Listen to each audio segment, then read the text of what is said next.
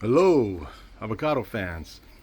Thank you for joining me, where I'm going to discuss whether or not an avocado tree can bounce back from extreme heat damage. This is the wonderful Sharwil avocado that comes to us from Australia and is famous in Hawaii. And look, it is a heat sensitive avocado, which is probably why it likes Hawaii, because the weather is almost always perfect there. And a year ago, it was sitting in a pot and basically dying as the triple digits destroyed it. Look at that. Could you imagine having a tree looking like that in a pot? I didn't think it would ever come back, but it has. Look at it go. You can see that basically it wanted to have two trunks, but the sun roasted it, and you can see this long limb here has taken over as the central leader. The Sharwil avocado is heat sensitive. I've even heard Australians mention this. And this has bounced back. I was growing this because I was asked to by you guys if this could grow well in Northern California, because these are famous in Hawaii. They're gaining in popularity in Southern California. And people want to know, can we grow these? Are they worth growing? And so far, so good. After that first summer, when it got all that heat damage, it is bouncing back, and I now know that this will survive next summer because it will bush out and get bigger, and it seems like it is acclimated. But let me show you something else over here.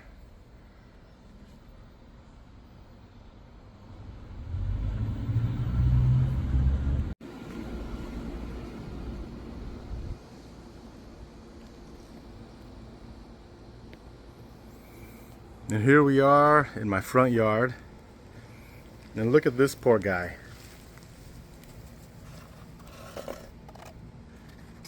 He got roasted. It was at least 3 feet high and did not enjoy the triple digits. You can see it's green, and I used Surround and water to paint it. But this is how I saved it. Just using a towel roll. Now it is in complete shade. In fact, I'm going to remove it now because it's fall, and it's going to be fine. It made it.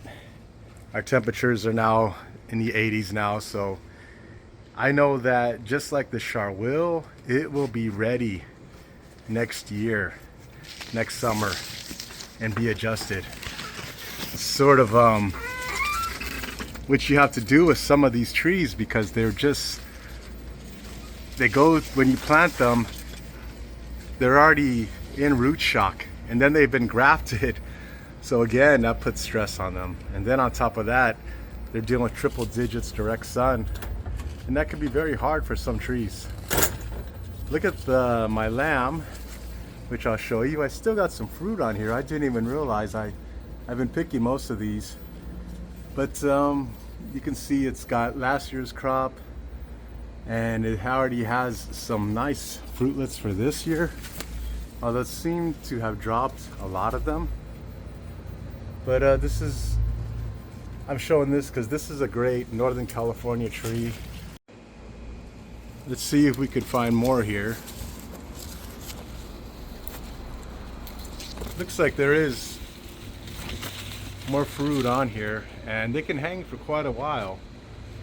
So that's a wonderful feature about this one, is it looks like you can eat them when you wish. Now let's look at another variety which seems to do well in climates with high heat, and that's this one.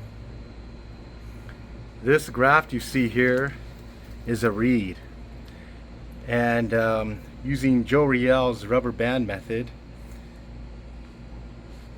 I grafted this and a number of others, but look at the others in comparison. This one's still alive, struggling. This one's a local variety, which I was very excited about, and it's struggling. But the reed, which I grafted in the summer, it doesn't seem to have the issues. I mean, they're all here in the shade, but this one, as time goes on, is proving to me to be a good one for hot areas, in that it could take the heat. It's heat tolerant. Now, getting back to what's easy, here is the one you heard so much about, named after Gray Edward Martin, who's part of the University of California breeding program. The GEM, G-E-M. And look at all the growth it has put on. This growth is literally just weeks old. Here's another branch, and it's just popping these branches out everywhere. You can see new growth on top. So what I'm also trying to show you is there is heat tolerance. The trees can take some heat and they can bounce back. They can bounce back if you save them in time and shade them. But if you get yourself a gem, capital G-E-M, or a lamb for your fall into winter crop, you should be set.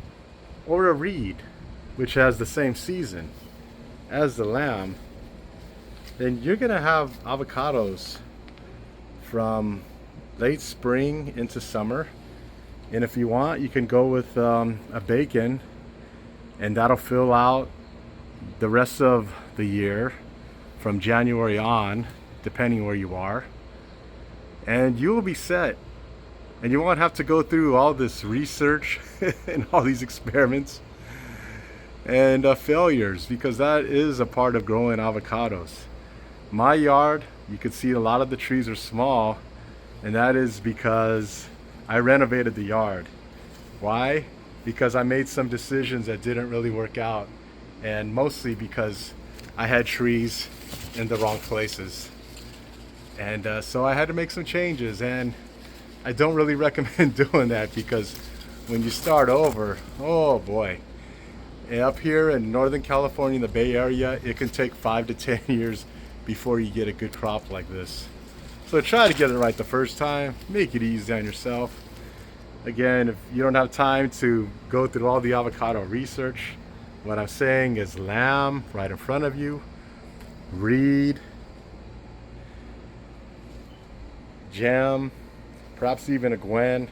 Then you throw in a bacon to round off the year, maybe a Mexicola if you want something exotic, and you'll be set. Thanks for watching. Please like and subscribe, and leave me a comment or two. What are you growing? Have a great day.